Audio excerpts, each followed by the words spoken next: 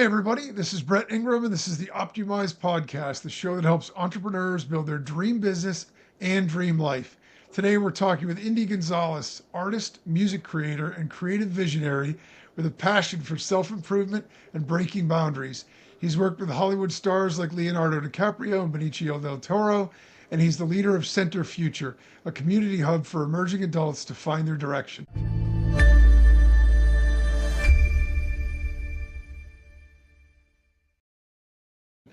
I'm super excited because I really believe we're entering the age of authenticity now, and finding our own voice is super important.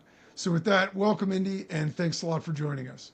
No, thank you. I mean, like I was telling you, I've seen some of your videos, and I know you interview a lot of people like with very professional experience.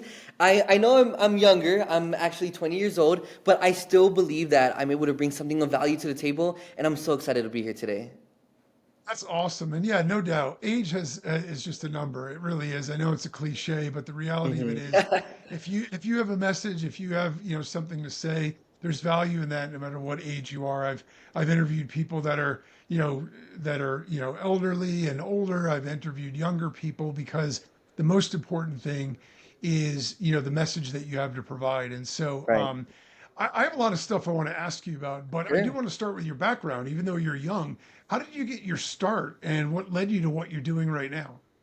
So honestly, I do a lot of stuff, really. Like I couldn't even just name everything. But I would say I got my start just from when I was young. I was always a go-getter. I always loved the hustle. I remember my earliest memory of a small business I had is I used to sell fidget spinners. I knew it was popular. I knew it worked. And I knew the business model pretty well. So I would even just go sell those. I started a YouTube channel. It was gaming at such a young age. But again, I always had that drive and I always had that ambition. So from there, I honestly just started doing many projects. Like I said, YouTube, gaming. I also would make like merch, right? Just along the way, along through my middle school, high school, even right now in college, like I'm always working on something. And so I think that's where I got my start. One thing that I must say is that optimism has always driven me throughout it all. And thankfully, that optimism started from day one. I've been lucky enough to just feel like I've never had to worry about downplaying myself. I just have always been a confident person. I love that. I think optimism plays such a big role because half of Hmm. what we do is the belief we can do it, or at Yes, least the willingness to try, right? To say, okay, I don't know what the result's going to be here, but I don't care. I'm going to give it a right. shot because this is something I'm excited to try. And so good for you to discover that young and go for it. I also think from my experience, 17 years as an entrepreneur myself and knowing lots of different entrepreneurs, Hmm. one of the secrets that I hear them all say, there's a really common thread that runs through it all, and it is exactly that. It's trying stuff and not being afraid to do it and sticking with the stuff that you love. So the fact that Exactly. you have the courage or whatever you want to call it to get out there and just do the things that you want to do and tinker and try, you'll find the things that you gravitate toward that you're passionate about. Those will rise to the top, and those will be the things that you continue to involve yourself in. And when you love Right. something that you're doing, it doesn't feel like work anyway. So Right. that's the You gotta great love part what you about do. it. You gotta love what you do. And right now I'm feeling that as well because I'm working a lot. I'm working a lot of hours. I'm actually a model and an actor as well. So balancing all those different things, right? It's almost like there is no separation between work and your personal life. And I know, it's that advice could be different for people with different careers, but at least for myself, I felt like connecting the two was vital for me, right? Because I'm passionate about it all. I'm not passionate about like this thing only and this thing not, like, and that's what I've lived my whole life by. Like I live my life by doing what I truly like to do. It doesn't even feel like work. And honestly, if I'm doing something and it starts to feel too much like work, then it just isn't for me, you know? Well, that's how you can kind of determine the stuff that makes sense and that's in your wheelhouse versus isn't. And I love the fact that you're focused on alignment of just who you are and as an extension of who you are, doing the things that you love. Because again, I think that's super important. In fact, especially in today's social media age, I think part of the Yes. challenge for the people that struggle, even though they build a giant following, is if it's a persona, if it's phony, right? That Right. gets exhausting. It's hard to Right. keep that up because it isn't really you. If it's Right. really you, you don't need to hide. You don't need to pretend, because if somebody sees you at the grocery store or they see you out somewhere, you're the same person, and Right. that's fine. Like, it's all good. So there are a lot of people out there, and a lot of them are just going through the day to day. They're sort of living life they fell into instead of a life that they designed on purpose. Mhm. What do you think the biggest mindset shift someone can make to stop living sort of that typical life and start achieving extraordinary things or doing stuff that they really love? Okay, I think visualization, right? Like off the bat, that's gonna be the first one. If you can't see where you wanna go, then your brain's not gonna determine how to actually do it. And I see that so much, especially as like me being a young adult, all these people around me, all you hear is the constant chatter. Like, I'm gonna do this, I'm gonna do that, and this, but like, are you actually? And how are you gonna do it? And that's one thing that even like, I mean, we all, right, will say like all the plans we want to do, but I try to move more from like just saying what I'm currently doing. You know what I mean? And I think just like being able to visualize it, your brain will almost make up the steps for it. Remember, at the end of the day, this right here is a tool to make it all happen. Inside here, it's the brain, right? It's the heart too, the passion, but it's also the brain. You need to see how you're gonna do it. I think honestly, just focusing on action, right? Like, what are the actionable steps that I could actually take to go and make this happen? For me, sometimes it looks like goal writing, or sometimes just drawing how it's all gonna look like. Spending at least 5 minutes a day just thinking of where you wanna go is gonna take you so far in life. Nowadays, like you mentioned, social media, there is so much noise. It's all it is all day. You just scroll, noise, noise, noise, people around you. But if you could just dedicate moment in time to just sit there and just think like, okay, what am I doing? Who am I right now? And what's stopping me from becoming the person I want to be, and how can I actually change it? So I think just becoming actionable. I like that. And I also think that, one of the most dangerous words we could ever use is someday, right? Because you get this Oh, idea in your head and you're yes. thinking to yourself, "Oh, I want to do this someday." What you're Mm, basically saying is, I'm not going to do this right now. I'm not taking any right. steps to make this happen. I just have a dream somewhere, but Yeah. there's no intermediate step. There isn't that visualization where you can say, Right. I can picture myself doing this every single day. And as you said, I'll tell you a funny story. My brother, when Sure. we were back in high school, he actually had a really difficult math problem, and he was working on it, working on it, working on it all day, and he couldn't figure it out. So he goes to bed, and he wakes up in the morning, and he's got the solution in his head, and he's like, There you "That go. can't be Yep. right." And he goes and he writes it down, and it worked exactly the way, because his mind continued to work on it all night long. For As sure. soon as he relaxed about it and wasn't stressed about how to get there, but just let Right. that thing marinate a little bit, his mind kept working on it. It'll work And I for it. think that, Mhm. yeah, that I was gonna visualization say thing. something real quick too. It's gonna be two pointers. So the first one is that with the goal writing, I do it for this certain reason. I'm doing a lot of things right now. I'm trying to balance it all out. So if my brain is constantly filled with all these reminders, I gotta do this, this, this, this, I'm gonna overstress myself. I really am. And so like by writing it down, I almost get clarity. And it's actually that clarity that's gonna help you not just start them, but finish them. And the second thing is too, there is never going to be a perfect time. The stars aren't gonna have to be aligned right. You're just gonna have to do it. There's never gonna be a perfect time to do anything. So I think just like keeping those two things in check is like, if you don't do it now, then sometimes might not even do it at all because of procrastination. That's something that humans you can't fully delete procrastination from your mind, but you could take steps to help against it. So it's those two pointers right there off the bat. And it's actually pretty funny. Did your brother, was he aware of like that like brain sleep cycle or no? I don't know. He just was so focused on it, and he couldn't Yeah. get that breakthrough or figure it out. And then when he went to bed, he just had a dream about how to do it. He woke up And and it just literally just came. started writing it down, and it worked. Yeah. That's And they beautiful. say that I think it's Michael Faraday. He's the father of electromagnetic theory. They said that it was the same thing for him. He literally was not trained in that Mhm. discipline. He wasn't a scientist. He had a dream one night about electromagnetic theory, woke up and started writing it down, and it ended That's up working. crazy. I mean, it's crazy, but Yeah. I think you bring up a couple really important points. One, first of all, you're wise beyond your years, because a lot of people don't realize that there's never going to be a perfect time. Until We it's too wait, late. wait, wait, and we Time will catch think, up to him and he'll get him. yep, We think someday when I have more time, I'll do that. You make time for the stuff that's important and you deprioritize the things that aren't. It's the only way to get where you want to be. But the other thing I think you touched on that's really important is when you write stuff down, it not only allows you to be able to focus on the things you want, but it frees up your mind for that creativity and for the because you're not constantly in the state of trying to remember stuff. If your mind Right. is full of stuff you got to remember all the time, there's no space for the rest It'll of be it. a mess, Yeah. literally. So, all right. So, what about the person out there that has a deep down feeling they want to be more, they want to do more? What advice do you have for people that feel stuck in their current situation and they want to break free and pursue their vision, but they aren't sure what they should do? Right. So I would definitely say go back to the drawing board. If things aren't working out for you, if you're not wanting to go to work, then there's clearly something there, right, that you have to go back and reflect on. So connect with that inner passion. And unfortunately, something that's lost when we become older is that as kids, we have that creative mind and we're told you could be whatever you want.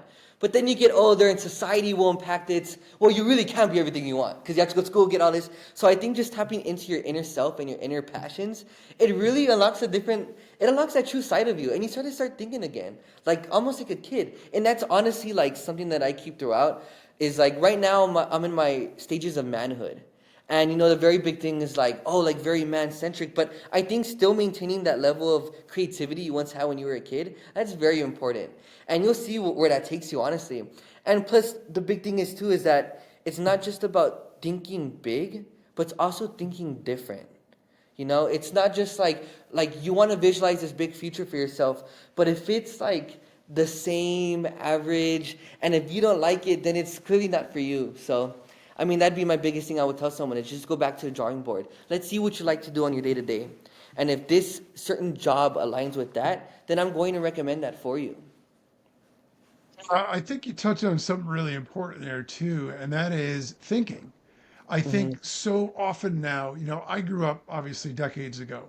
So when I grew up, there were no cell phones. The personal computer was well, not invented, but it became commonplace in the beginnings in 1972. So that was actually the year I was born.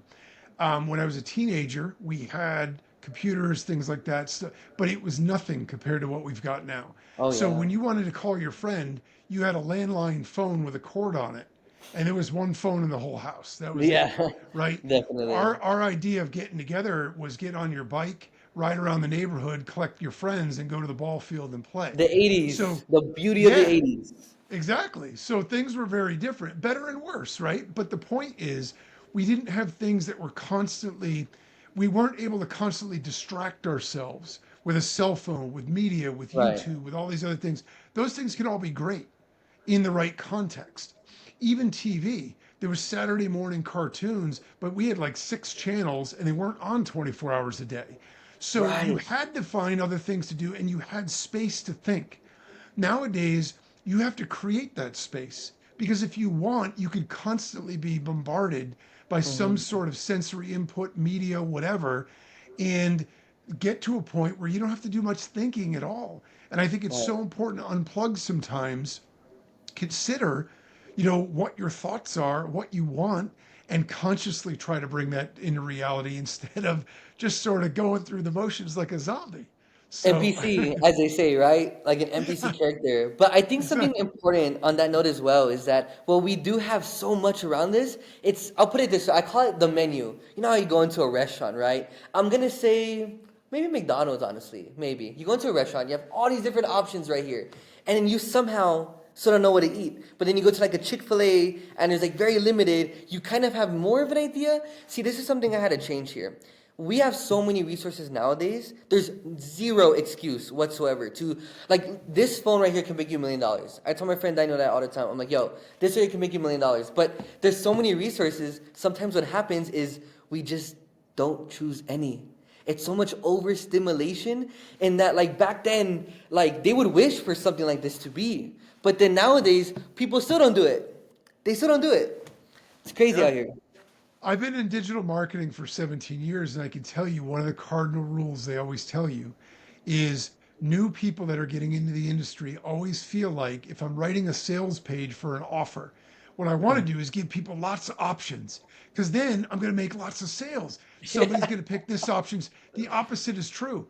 The more options you give, the less sales you make because people Yeah. get overwhelmed and confused. They decide, you know what, I'll wait. I'm going to think about it because I don't know what to do. You give them one option, there's no menu items. You buy or you don't buy, and that's it. Maybe a Right. payment option, right? If it's expensive. But other than that, and for that very reason, sometimes when we have too many opportunities, I remember I heard Damon John talking one time when he was trying to build Fubu, and he said that one of the things that at the time, obviously, he was frustrated by, but when he looks back, he credits to part of his success is the fact that he didn't have a budget.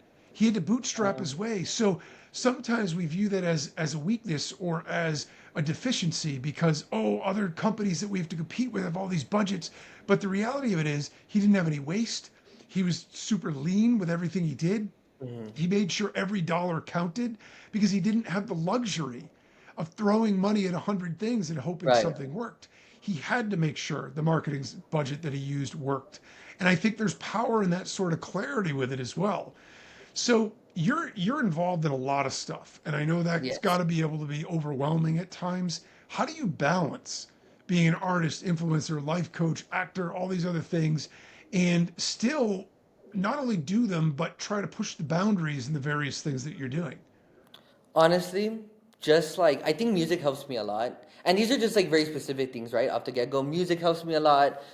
Just people around me in general, but I think it's like that. It's the confidence that helps me do it all, right? Because if I didn't believe in myself, I wouldn't be nothing at all, truly. And so while it is bouncing a lot, I think also like back to what I said earlier, it's not like work to me. It really is just life in general. So I don't really think about, like time is this, there's time constraints. No, like there's really endless time because I love it all. I really love to do it all.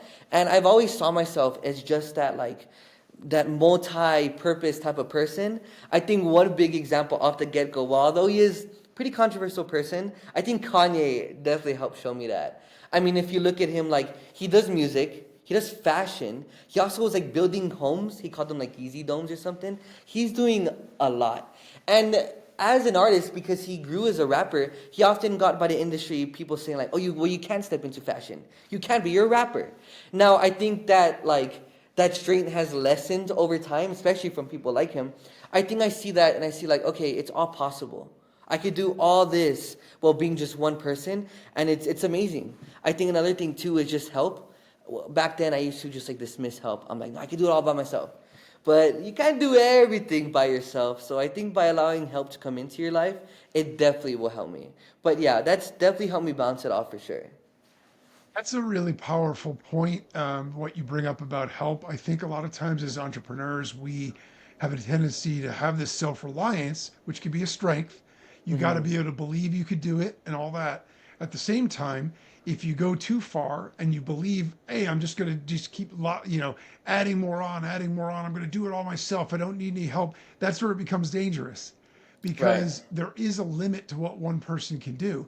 When you allow other people to help, and when you build connections and relationships, it's one of the most powerful things you could do because as good as we can be at the things that we're really good at, we can't be the best at every single thing. And there Right. are people that are. So if we can engage those people too, now the sum of the parts grows beyond all of that. And so I think that's really powerful. And to your other point, the boundary smashing thing I love in general. I think it's funny because growing up with a historical context, it was always thought that way. Stay in your lane, like whatever you Yeah. are, and be a specialist and don't. And nowadays people are sort of like, I feel like doing that. I'm going to go get involved in that too. Oh, I Yep. feel like trying that. And I actually think that's great because I'm a big believer, as much as you want to focus on something to develop expertise in it, I'm a big believer in the diversification of what you're doing because it balances your energy levels, it balances your own peace of mind and everything else. I'll tell you a funny, sort of interesting story. So, I knew somebody who was getting their PhD in sports science, and she was actually a Division One scholarship collegiate level athlete. Wow. And she said, in studying all the stuff that she studied all these high performing athletes. And she said, do you know what the number one indicator is of injury or predictive indicator of injury is of athletes. It's one sport athletes. If you look at the athletes that play multiple sports, they have a much lower incidence of injury from wear and tear because they aren't always working the same muscles over and over Wow. again. They're balancing it out by using different things. And I thought that's really fascinating. I mean, this is what her PhD thesis was on. And I just thought that that was fascinating because it makes total sense, though, when you think about it. As much as you want to Yeah. specialize in one thing, right? Even in the professional world, it's really good also to be able to diversify a little bit and have those balancing things that recharge your batteries in the other arenas while you're working in one. So Correct. I Some like that points a I want to lot. say on that too is that like, and maybe I can even read that study because I would need it. It's always like maintaining that learner aspect. We're never fully taught. And keeping that student mentality in your mind is going to help you be able to do all those things. And that's why even with myself, like if I were to have a business card, it would literally be everything, graphic design, filming. So it's so funny. People come up and they tell me, they're like, man, like you got to bring you and your team, right? Like you got to bring all your team members. But really, apart from my work, it honestly just is me and my friend Daniel. Like we have gone out and filmed so much, but like even at the end of the day, we've had to play different roles. I've had to be behind the camera, in front of the camera, on editing, and also on script writing, on all these different points, right? Like I have like becoming skilled at everything is important. Right now, what I'm just working on is making sure you don't sell yourself short, right? Because you could be doing like five things, but if you're like putting half effort into each of these five things, then really you're performing at the medium level. And that's something that I try to avoid, of course. And so, yeah, that's definitely interesting. But I've always been grateful that I've had that learning mentality because I know without it, I would have been like stubborn and not wanted to push in anything. Oh, it's super important. And look, even if you try something and what it teaches you is that you don't like that, that still helps you because now you Right. understand how to do it, but you also understand I need to find somebody else to do this for me because I don't like it or I'm not good at it. And so I'm a big believer in that myself. I mean, with being a business owner for 17 years, I always rolled up my sleeves and tried to do the thing that I needed done first myself so For I could sure. get a good understanding of it. And then I would say, all right, I don't like this piece. I don't like that piece. I'm not good at this piece. Let's find other people who could do that stuff. And I'll focus on the things that I bring as a strength. And so, yeah, I think that's a great way to look at things. So, being creative is obviously more than just doing things to get attention. What do you think sets you apart from other creatives in the industry, and how can somebody find their own uniqueness to capitalize on those strengths? You know what? A lot of people tell me it's like, yo, your energy is different. And it's interesting. It's like as an artist, because again, I also make music, right? When I'm an artist, like sometimes I feel I don't know, it's like I'm not fully aware of the uniqueness that I have. Sometimes it's good to hear it through other people. But I would just say honestly, be willing to take risk. Really, be willing to take risk. And I think that like also doing something that's different out there, there's so much oversaturation in every single market. Every single market, there's saturation. I like to view it as hashtags, right? There's at least more than one post on every hashtag. So I think just seeing what the market looks like and seeing like, okay, how can I approach it differently? Or what I like to do sometimes is how can I combine different markets? Right now, I do the motivational content, I do the acting, the modeling, even here at my work. But like with the music, which is what one of my current focuses right now, is I still try to keep it all different. I have a song coming up. It's so interesting. It has like dubstep aspects. It's rap, but it also has reggaeton aspects, like Spanish. And like you would think like how do you even approach a song like that? But yeah, I think the music is the biggest thing that helps me because there's so many songs that sound the same nowadays. So I try to be like, okay, I have to do something different. I have to make it sound different and come across that way so that I know I stand out. And I'm not just betting on it to happen, right? Because you can make calculated moves in life. You don't have to bet on everything. Yeah. No, I think that makes sense. But I think looking at ways to change the way things are typically done is a smart way to do it. I think in a lot of cases we live in a very copycat world. Again, because there's so much data, there's so much information everywhere. If you want to learn how to do anything, you can go on YouTube and find videos for how to do it. And that's fantastic as a Right. training thing. But then we need to step back and say, okay, how can I take that and work that around to be my own, have my own flavor, or add something to it or change it so that if that's the baseline, I can make it better, I can make it different, I can make it unique in my own. And I definitely like that approach because as you said, there's so much stuff everywhere that if you're just more of the same, we've all seen it before. So everybody's We've all looking for seen that it. new thing. So you had a chance to work with Leo. You had a chance to work Yes. with Benicio del Toro. What lessons or inspiration did you take from those experiences, and how has that influenced your career?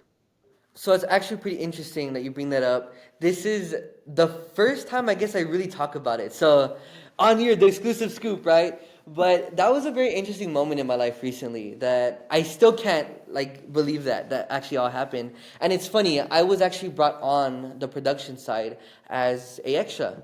At the time I wasn't an actor. I never thought of becoming an actor. But when I heard that opportunity, I had to take it. I really did. And it's so funny. I was telling all the peers around me, I'm like, I read a book called The Secret. I'm not sure if you are familiar with it, but it just talks about like manifestation and law of attraction. And I told everyone, I'm like, yo, I'm going to get a picture with that guy.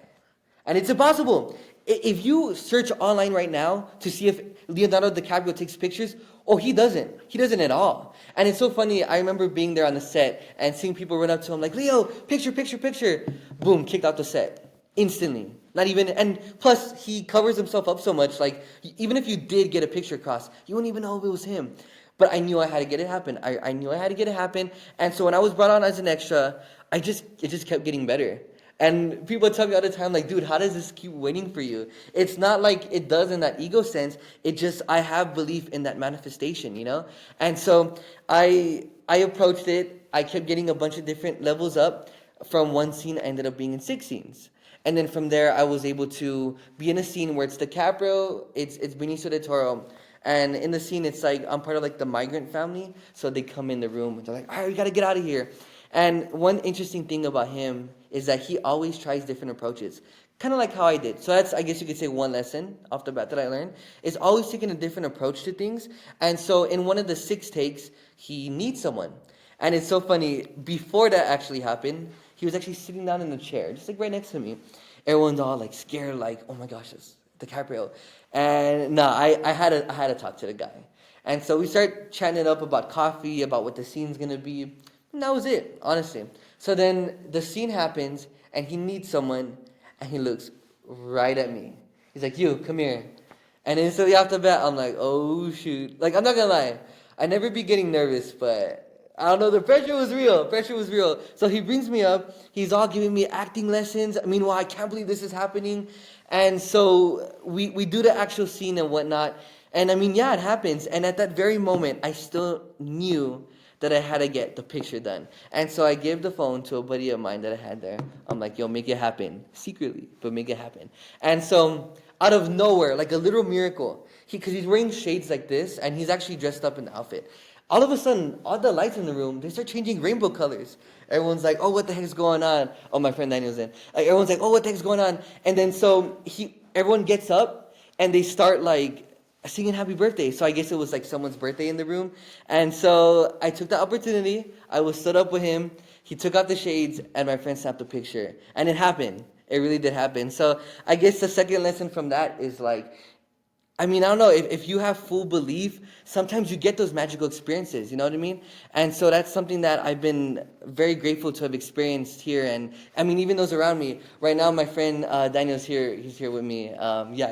He's here with me. And he knows when that situation happened, I was like, dude, like, it's crazy, you know? But yeah, it was definitely a good experience overall. That's super cool. And again, I mean, yes, it's lucky in a way, but part of it is that you created it because you were thinking about it. And I think Right. that's what's so important. A lot of times we're in a situation where if we aren't prepared for what the potential could be, then we miss out on those opportunities. And so I think the lesson that's super important is you never know when you're going to get a shot. You never know what, Right. but you've got to be prepared. You got to be ready and expect it. and have a positive expectation instead of fear about it. It's okay to still be nervous, like obviously I'm sure you were, but at the same time, Yeah, you didn't say, no, no, no, pick somebody else. Pick somebody else. I'm right. too nervous. You did it because you knew that that was your opportunity. So, I I had mean, to take I it. think that's, yeah, it's great. And what a great story. So, Thank do you you. think that there's a formula for turning creativity into influence? That's a good point. Well, I think just again by speaking about earlier, I mean making it different, making it speak through all these different unique channels. People are gonna pick up on that, and that's gonna influence them. I mean, I've heard it myself definitely. Just off the bat, recently, Bad Bunny just dropped an album, and Bad Bunny, one of the biggest artists in the world, right? He's used to again just the reggaeton style, reggaeton, reggaeton. There was some pure salsa on the album. And let me just say, the fact that I threw on a Bad Bunny album and heard like a full salsa track without any reggaeton drums, it immediately inspired me, right? So you could look at that situation and you could be like, what led that inspiration for me to go do it on one of my songs? It's the fact that I heard something that's never been done before. And that's how I've always tried to approach things. Like, how can I push this out there, whether it's a motivational content style or just a song, but how can I make it so different?